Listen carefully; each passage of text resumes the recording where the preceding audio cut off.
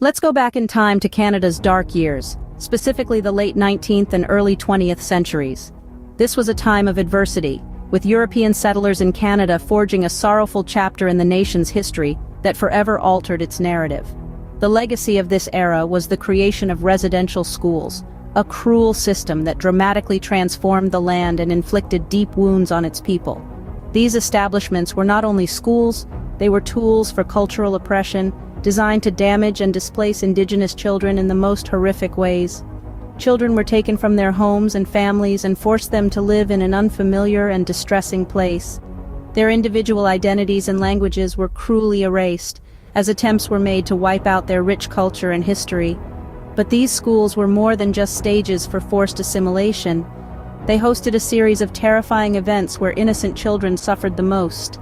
These schools are filled with stories of persistent suffering experienced by Indigenous children, a cycle of mental, physical abuse that echoed through generations.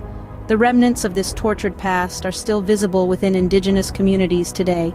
Their stories, their tears, and their enduring resilience bear witness to their struggle. They've carried the weight of immense pain, but have also shown incredible strength. Despite their tragic past, they continue to survive, persist, and stand as living reminders of the suffering that countless generations endured. The start of residential schools brings a lot of sadness and regret. A horrific project in the late 1800s saw the Canadian government and different religious groups work together on a doubtful mission. Their aim? To make Indigenous kids more like the majority of Canadians. This effort started a dark part of our history, the residential school system. Over 100 years, the system saw thousands of Indigenous kids taken by force from their homes and put in these schools. A time of big change followed, with the kids not allowed to use their own languages, traditions, and cultures.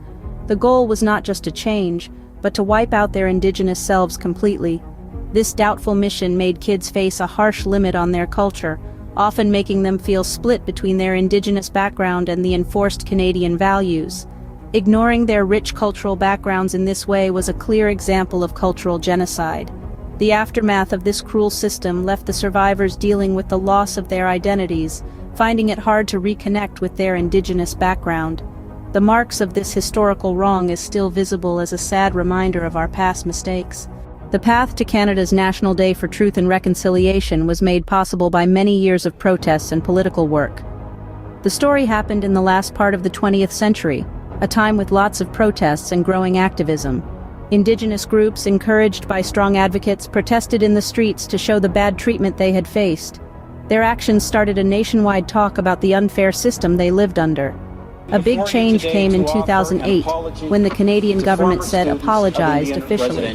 The apology talked about how Indigenous children were forced to give up their culture, a sad part of history that happened through the residential school system.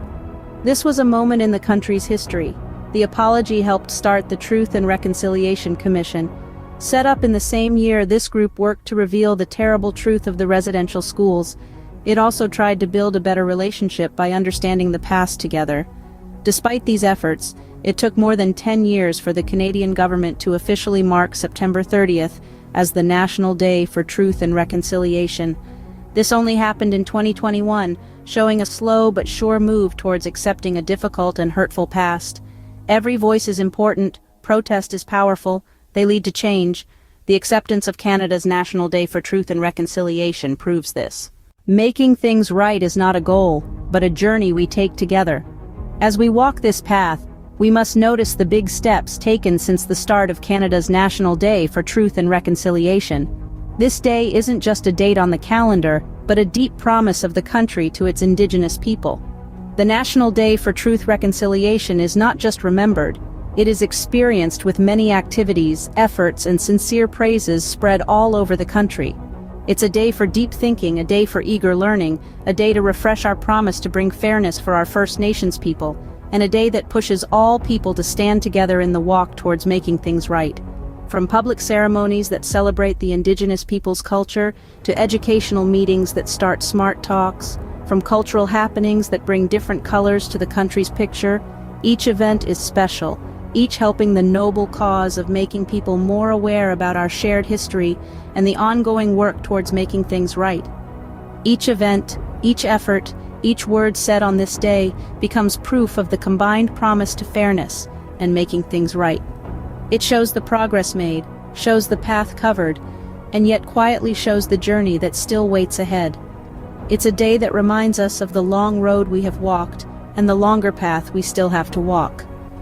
Though the journey is long and hard, steps are being taken. Together we can change things. Today we stand united to honor, remember, and work for a better tomorrow. Thanks for watching.